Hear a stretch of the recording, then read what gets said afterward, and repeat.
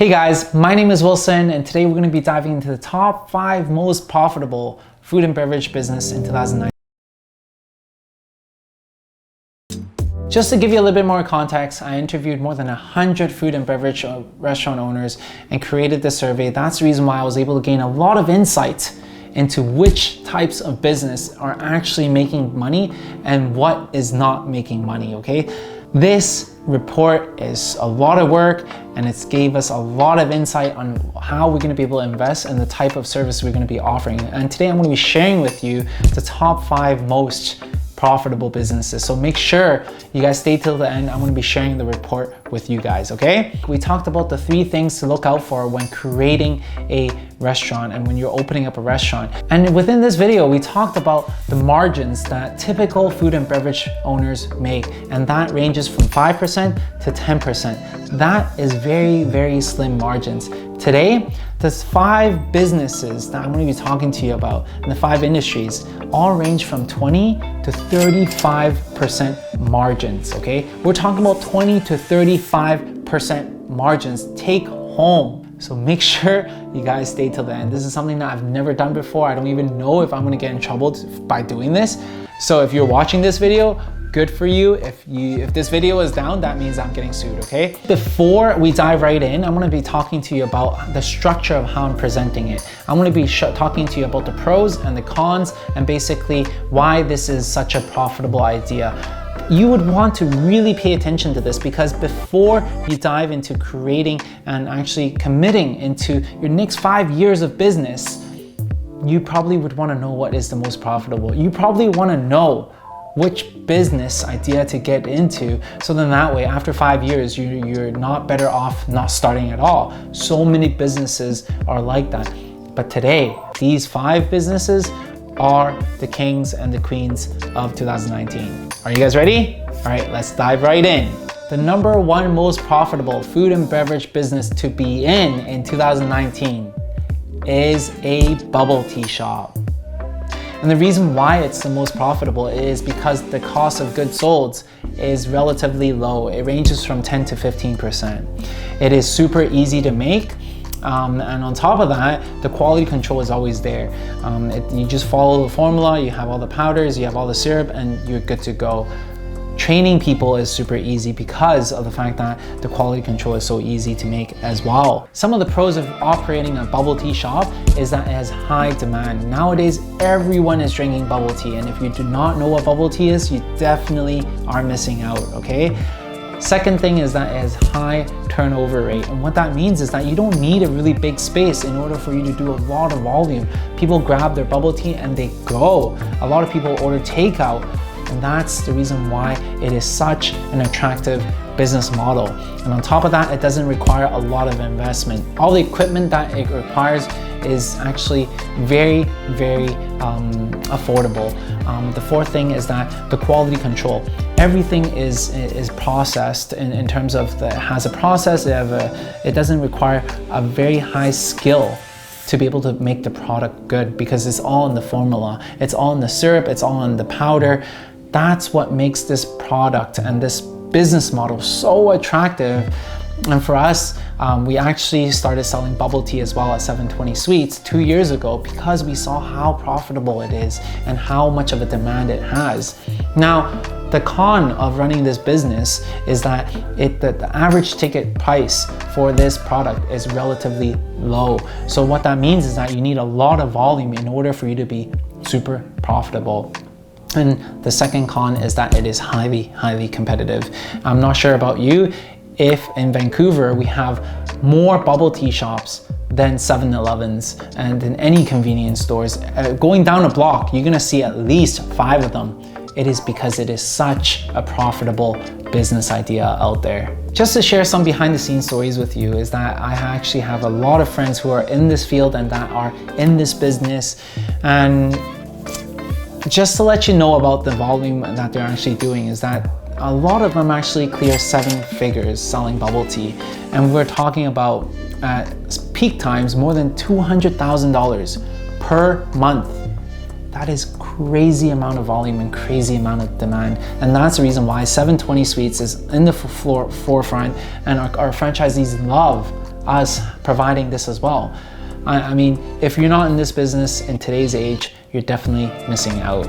The second most profitable food and beverage business out there is an ice cream shop. And lucky enough, our 720 Sweets, our dessert chain, is in the forefront of this as well. And this is the reason why we've expanded so rapidly.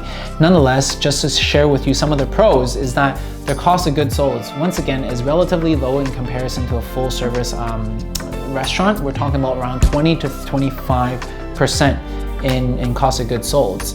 Now, the quality control is definitely one of the pro thing, because when we make these things in batches and it comes in formulas, basically you just mix A, mix B, mix C, and out comes a product. So it doesn't require a lot of high skilled labor and talent in order for them to create the product. And at the end of the day, who doesn't like ice cream? Come on, you tell me one person that doesn't like ice cream, I will give you free ice cream. But no, everyone loves ice cream, and at the end of the day, during the summertime, it is amazing. The demand is crazy during the summertime. Now, some of the cons of running an ice cream shop is the fact that the equipment is a little bit higher in cost, and also the seasonality of the problem, and also the low ticket cost of the ticket item. So that means you need a lot of volume in order for you to be able to make the big margins that I've been talking about.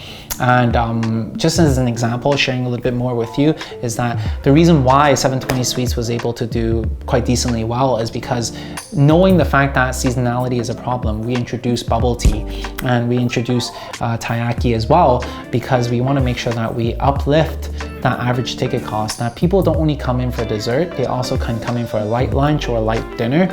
We have these taiyaki sandwiches, which is like croissant made sandwiches that people love. And that helped us increase our average ticket cost as well. And on top of that, it also tackled the seasonality problem.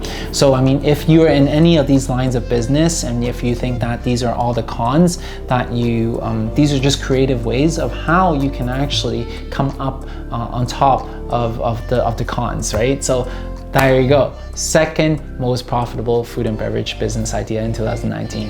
The third most profitable food and beverage business idea in 2019 is having a ramen joint. Ramen joint is amazing when it comes to profitability, because the cost of goods sold is only 15 to 20%.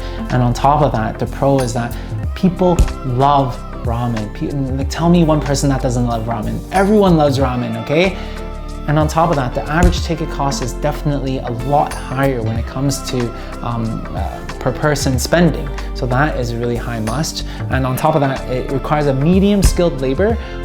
It doesn't require a full-on chef to create this product, but nonetheless, a lot of things are actually preset. You actually follow a formula in order for you to create the product, which is the reason why it is such an attractive model when it comes down to it. And on top of that, super high turnover.